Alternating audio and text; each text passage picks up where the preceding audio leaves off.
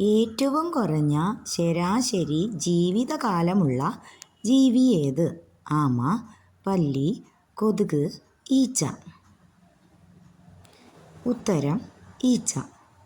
ഏറ്റവും കുറഞ്ഞ ജീവിതകാലമുള്ള ജീവി ഈച്ചയാണ്.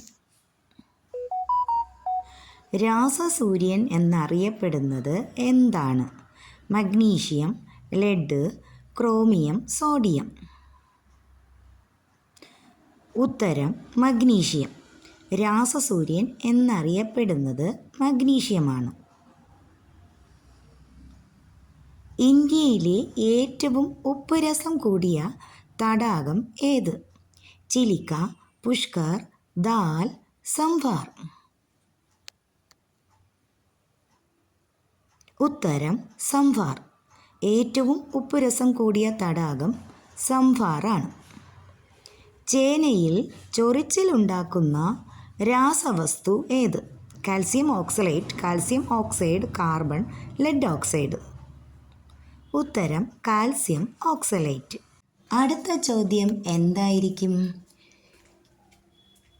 അടുത്ത ചോദ്യം, മനുഷ്യ ശരീരത്തിലെ കുടലിലെ ബാക്ടീരിയ നിർമ്മിക്കുന്ന വിറ്റാമിൻ ഏത്? Vitamin A, C, vitamin K, vitamin B. ഉത്തരം വിറ്റാമിൻ കെ. മനുഷ്യ ശരീരത്തിലെ കുടലിലെ ബാക്ടീരിയ നിർമ്മിക്കുന്ന വിറ്റാമിൻ കെ. കൊമ്പുമായി ജനിക്കുന്ന ഏക മൃഗം ഏതാണ്? ജിറാഫ്, പശു, മാൻ, ആന. ഉത്തരം ജിറാഫാണ്. വളരെ ഇൻട്രസ്റ്റിംഗ് ആയിട്ടുള്ള ഒരു ക്വസ്റ്റ്യൻ ആയിരുന്നു അല്ലേ? കൊമ്പുമായി ജനിക്കുന്ന ഏക മൃഗം ജിറാഫാണ് കേട്ടോ. കുഞ്ഞിനെ പ്രസവിച്ച ശേഷം മരിക്കുന്ന ജീവി ഏത്? കുഞ്ഞിനെ പ്രസവിച്ച ശേഷം മരിക്കുന്ന ജീവിയോ? ഉണ്ട് കേട്ടോ അങ്ങനെ ഒരു ജീവി. എലി, ഒച്ച്, തേൾ, മണ്ണിര. നിങ്ങൾ ഏത് ഉത്തരമാണ് പ്രതീക്ഷിച്ചത്? ഉത്തരം ഏതായിരിക്കും? തേളാണ് ഉത്തരം. ഉത്തരം തേൾ. അതും വളരെ രസകരമായ ചോദ്യവും ഉത്തരവുമാണ്. അടുത്ത ചോദ്യം, കേരളത്തിൽ ചന്ദനക്കാടുകൾ കാണപ്പെടുന്ന പ്രദേശമേത്? നിലമ്പൂർ, മൂന്നാർ, മറയൂർ, കാന്തല്ലൂർ. ഉത്തരം എന്താണ്?